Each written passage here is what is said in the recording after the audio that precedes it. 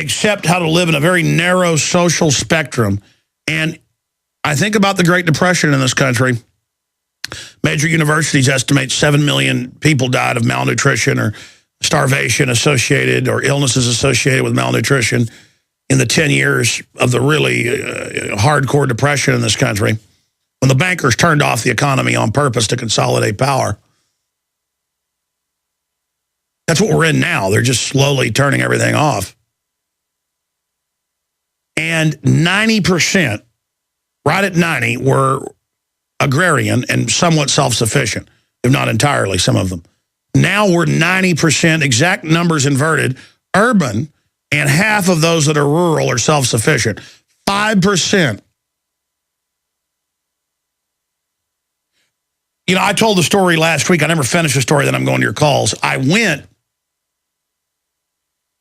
to Barton Springs. I'll kind of go through these cycles where I go somewhere a lot and I don't go there for years, but I've been going there and swimming laps because the lake's just too darn hot. Drive out to the lake and swim a couple miles. And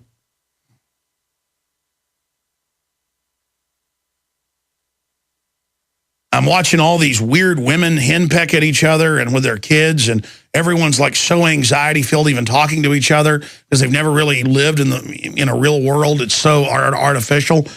And women cutting in front of each other and people acting neurotic. And then you get up to the thing, you say, "Hi, how you doing today?"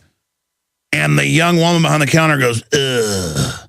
You say, "Well, great." And then you pay for yourself and your children. And you say, "Thank you." And they say nothing to you. And then I looked at my son and I said, "Son, back when we still had communication skills, before people only watched television, she would have conversed with me, a fellow human. But she's been dehumanized." And the woman was looking at me very angrily at that point. Richard Reeves was actually there with us as well. He saw this. And I watch and listen to the young people.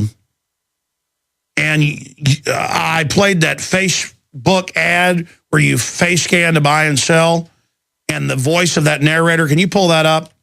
That is the voice of where, in the new trendiness, you don't use full words. Like, they don't just say, when you say thank you now to a waiter, "No problem." Not "you're welcome." Now they say prob. Prob.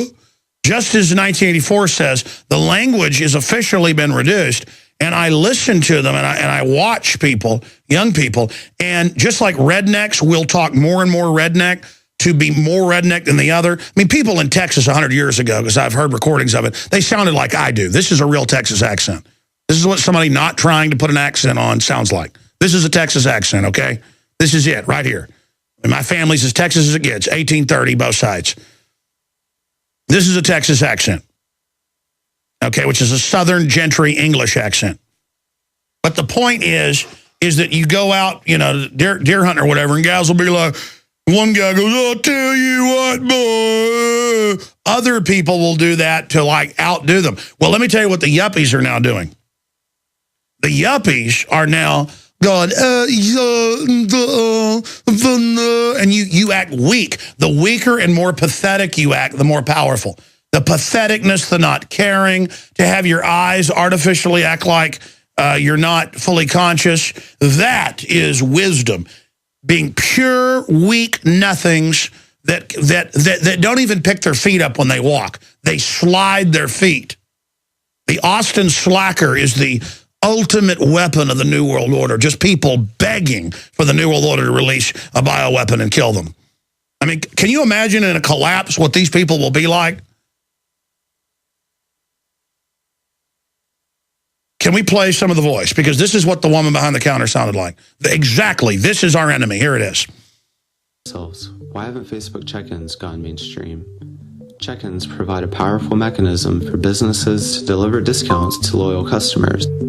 But few businesses, and even fewer customers, are taking advantage of this. So we set out to evolve the check-in process by creating a seamless method for checking in and getting deals. Now see, if you want to be even more trendy than him, you have to stop using language entirely or just go with or prob or And these people, I've seen it. If you're aggressive and informed and actually have a backbone, they like flutter off like flying roaches or something and a lot of these yuppies now just look at everyone with disdain, or you'll be in a parking lot and they'll ask you a question. Check-ins provide a power. They'll ask you a question, and you'll answer them, and then they'll look at you like they feed on the old American, the old human that's friendly and talks. They see that as a sign of weakness. It's almost like junior high with mean junior high kids ignoring the other kids, but they're not in junior high anymore and they're powerless. So in a counting coup, they'll engage you in a conversation just to get you to talk to them so they can put their nose up and walk away from you. These are the type of people that get in the fast lane and go 20 miles under the speed limit, and then when you finally get around them, they speed up. They are spiritually begging for airborne Ebola that Dr. Pianka at UT talks about being released on them to kill them. That's how he talks, by the way. You can barely understand him. It's a spiritual deadness, and they want the sacrament of death. In fact, if you talk to them, they all think there's too many humans. And a lot of them actually are embracing their destruction. So, all right, I've really just been out of control today. I took 2 days off, got a lot of sun, actually relaxed, and it's hard coming back when you have a mini vacation. Let's go ahead and talk to Chuck in Oklahoma. Chuck, I appreciate you calling. What's on your mind? Hey, Alex, what's going on, man? Worldwide transmission. Thank you for holding while I was babbling about the trendies. Oh, you're fine. You're fine. I enjoyed listening. I'm just sitting up here at work, just hanging out with a little bit of downtime, so I thought I'd just share a little bit of things that are on my mind with you. I just had a few questions I was going to ask you, and then I could probably just take the answers offline so I don't take up too much of your time. Oh, you're not taking up too much of my babbling. Go ahead. Okay. One of the first things I was going to say was do you think it would possibly be a good idea to possibly, rally all of our troops, all your listeners each month, and just kind of try to get everybody together and just do like a protest once a month for every state in their capital? Just that way, one state may, everybody meets up at the state capitol every, one time once a month. Yes, we need to get out of our coma, our trance, and rediscover liberty. I mean, if they're admitting FEMA camps and re-education centers, we need to demand mainstream corporate prostitute media cover it until it actually hits the news. And we need to continue to demand it. I mean, we need to get aggressive, people. I mean, again, I go back to this. Cities where they laugh at you about fluoride, you need to march in there and go, look, you yuppies only listen to Harvard. Here's Harvard saying cancer and brain damage.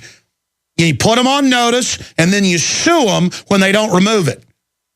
Because the courts allow non-physical violence. That's what that is. They're assaulting you. You have a tort. You assault them back with the legal paperwork.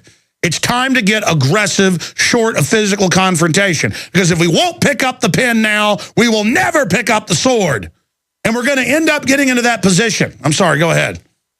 I couldn't agree with you more. Another good idea that I thought might be a great idea was, have you ever thought about going on tour? Just doing like, kind of like what Michael Jackson was kind of planning on doing, at the end of each concert. Just go to each state, kind of like what you and Charlie Sheen did when y'all gave y'all's great demonstration of, what y'all believed about 9/11. I mean, if you just went to every state and held just, a big conference like that. In each yeah, that was before Charlie went off the rails, unfortunately.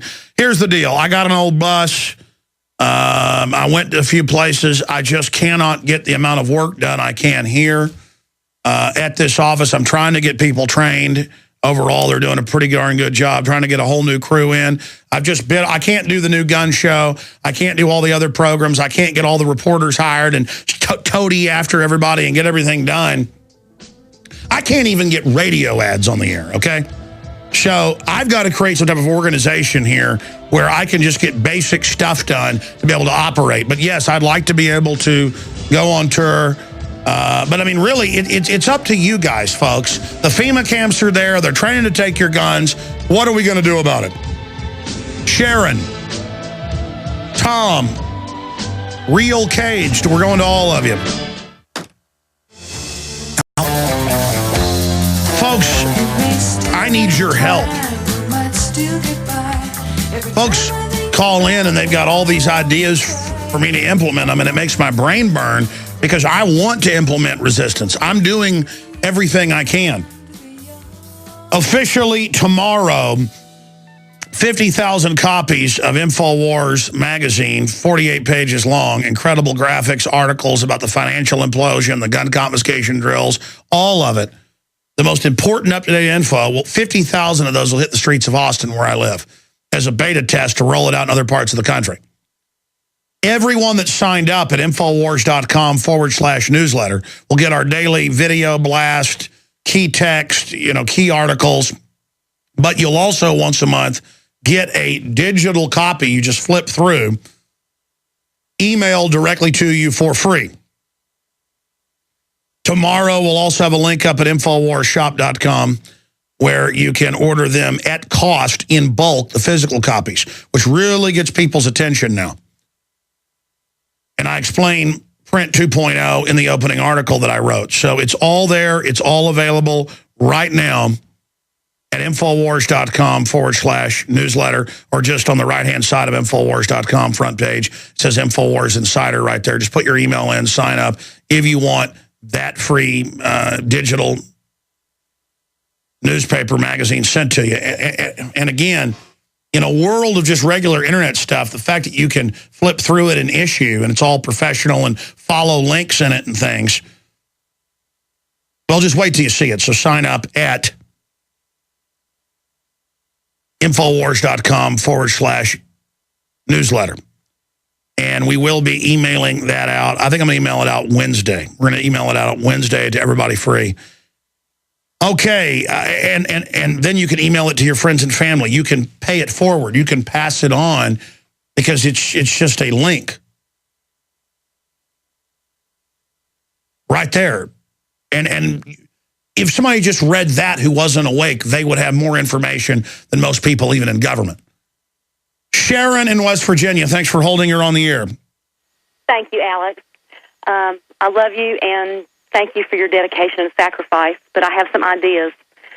We need a dream team of lawyers with the American public that's awake as the plaintiffs, and we need to file lawsuits en masse on the IRS, the Federal Reserve, one over posse comitatus, and either one or two Bush elections. That's not even counting 9/11. And I would also donate my own money to reward fund for finding any information or any evidence in the photographs of the 9/11 Pentagon, finding any plane wreckage whatsoever. That's what woke me up, that fact. And also, if we could, with all the celebrities that believe and that have enough courage and are brave enough, we could fill a huge stage and have a Freedom Aid or a Liberty and Freedom Aid, like Farm Aid or Live Aid.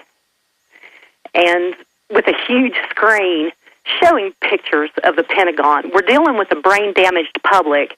We have to get back to basics. This is so complicated. It makes my head spin. I'm not that smart, but it makes me physically ill.